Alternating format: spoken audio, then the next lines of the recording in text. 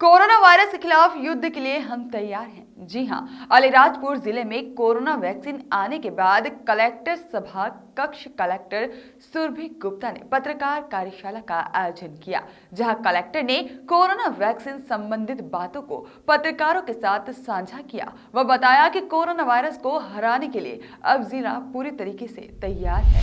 जिला कलेक्टर ने बताया कि जिले में कोरोना वैक्सीन लगाने का काम 3 चरणों में किया जाएगा और आगे भी समय के साथ चरण बढ़ाए जा सकते हैं। फिलहाल शासन की गाइडलाइन के अनुसार सबसे पहले हेल्थ सेंटर, दूसरे चरण में कोरोना वॉरियर्स व तीसरे चरण में मरीज और जो 50 वर्ष से अधिक आयु के लोग हैं उन्हें वैक्सीन लगाई जाएगी, जिसके बाद शासन के निर्देश अनुसार वैक्सीन का टीकाकरण अभियान के रूप में सभी जिले वासियों को वैक्सीन लगाई जाएगी। इसके साथ ही जिले में वैक्सीन को सुरक्षित रखने की सारी तैयारियां पूरी कर ली गई है। वहीं जिले में फिलहाल वैक्सीन को लेकर 3 सेंटर CSC जोबट और PSC आम्बुआ व जिला चिकित्सालय बनाए गए हैं, जहां पर वैक्सीन लगाई जाएगी। टीम को दी जाएगी। मेडिकल अफसर इंचार्ज और सुपरवाइजर सुनिश्चित करेंगे कि सत्र स्थल पर कोविड-19 ट्रांसमिशन न हो। सभी लाभार्थियों के नाम की लिस्ट की 3 प्रिंटेड कॉपी और बाकी सब logistics cold chain point incharge vaccine carrier के साथ सत्र स्थल पर भेजेंगे। ये लिस्ट वैक्सीनेटर अफसर, प्रथम वैक्सीनेशन अफसर और द्वितीय वैक्सीनेशन अफसर के साथ साझा की जाएगी।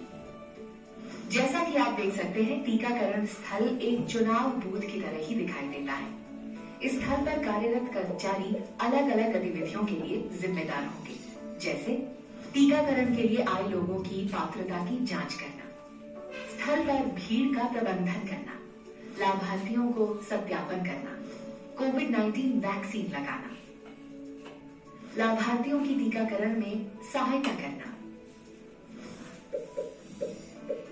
टीकाकरण स्थल अस्पताल, PHC, स्कूल, पंचायत घर, बारात घर, समुदाय भवन, टाउन हॉल जैसी जगहों पर जहां पर्याप्त स्थान हो वहां बनाए जा सकते हैं।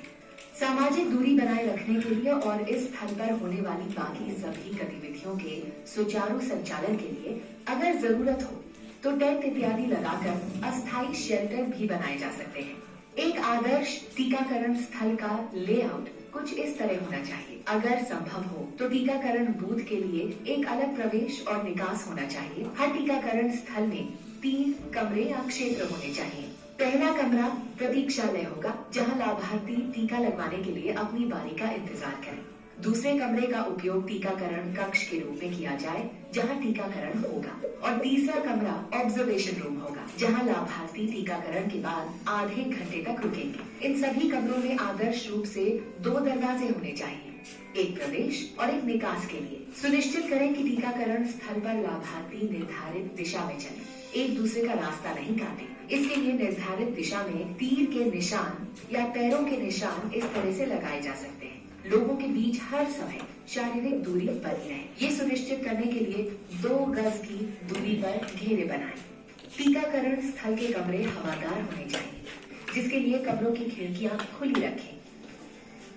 टीकाकरण स्थल बनाते समय आपको ये भी सुनिश्चित करना चाहिए कि प्रवेश द्वार पर हाथ धोने की सुविधा हो। प्रतीक्षालय और ऑब्जर्वेशन रूम में लाभार्थियों और वैक्सीनेशन ऑफिसर्स के लिए 2 गज की दूरी पर बैठने की उचित व्यवस्था हो।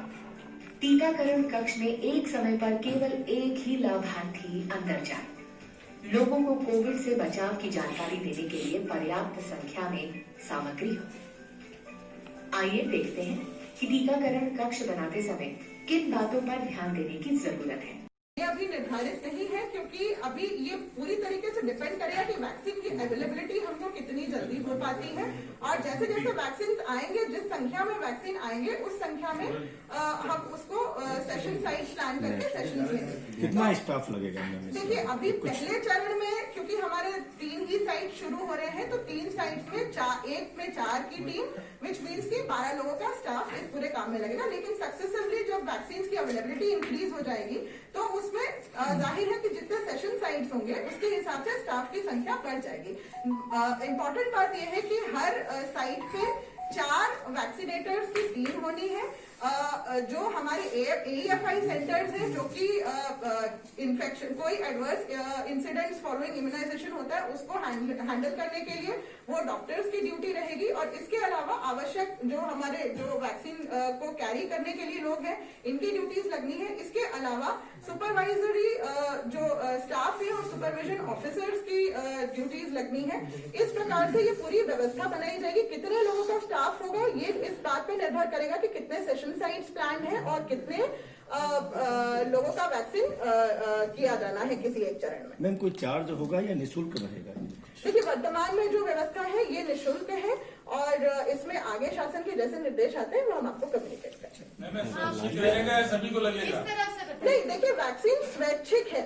अगर कोई ये कहता है कि उसको वैक्सीन नहीं लगवाना है तो कोई फोर्स कर। जो प्रायोरिटी की बात करें हैं वर्तमान में हमें यही पता है कि पहले चरण में हेल्थ केयर वर्कर्स को लगाया जाना है। इसके आगे शासन ने जो प्रायोरिटी निर्धारित की है जो डॉक्टर साहब ने भी बताया हेल्थ केयर वर्कर्स के बाद फ्रंटलाइन जो कोविड वर्कर्स रहे हैं उनको और उसके बाद जो कोमॉर्बिडिटी वाले जो पेशेंट्स हैं या जो 50 वर्ष से अधिक आयु के हैं अभी वर्तमान में जो हमें निर्देश प्राप्त है उसके हिसाब से ये 3 स्टेजेस है। बट इसके आगे और जैसे जैसे विस्तृत निर्देश आएंगे वो हम आपको कम्युनिकेट करते हैं। मैम क्या वैक्सीनेशन रूम बना लिए गए हैं क्या? जो गाइडलाइन के अनुसार वैक्सीनेशन रूम बना लिए गए हैं क्या? वैक्सीनेशन रूम की हम लोगों ने जो चयन कर लिया है और उसमें जो आवश्यक कंज्यूमेबल्स वगैरह रखने की तैयारियां हो जा रही है। तो आज तक क्योंकि वर्तमान में अभी 3 ही सेंटर्स हैं तो आज शाम तक वो रेडी हो जाएंगे तीनों सेंटर। मैम इंदौर में पहला टीका वहाँ के CMHO पूर्णिमा गाडरिया जी को लगेगा, उनको चयनित किया है। ऐसे अलीराजपुर जिले में पहला टीका किसको लगेगा? एक्चुअली देखिए ये मैं आपको एक किसी को चयनित किया है क्या पहला टीका? बताती हूँ मैं इसमें एक्चुअली इस बारे में जो बात ये इसका कारण मैं बताती हूँ। इसका कारण ये जो बताया गया नॉर्मली हमें भी ये सजेशन दिया गया था क्योंकि ये एक नया वैक्सीन है और इसके बारे में लोगों में डर ना हो इसके लिए कोई प्रतिष्ठित डॉक्टर जिनका समाज में अच्छा जिनकी जनता तक पहुंच है या जिनकी का परसेप्शन अच्छा है ऐसे किसी प्रतिष्ठित डॉक्टर को सबसे पहले वैक्सीन लगाने के लिए कहा गया था ताकि अगर वो डॉक्टर खुद वैक्सीन लगवाता है तो जनता में भी ये कॉन्फिडेंस होगा कि हाँ ये वैक्सीन हम लगा सकते हैं। उसी परिप्रेक्ष्य में इंदौर ने निर्णय लिया हुआ कि पहला टीका जो है वो CMHO को लगेगा और यहाँ पर हालांकि हमने अभी ये निर्णय नहीं लिया है कि पहला टीका किसको लगेगा, ये जिसको भी लगेगा हम आपको बता देंगे। वॉइस ऑफ राइट्स के लिए अलीराजपुर से फिरोज पठान की रिपोर्ट।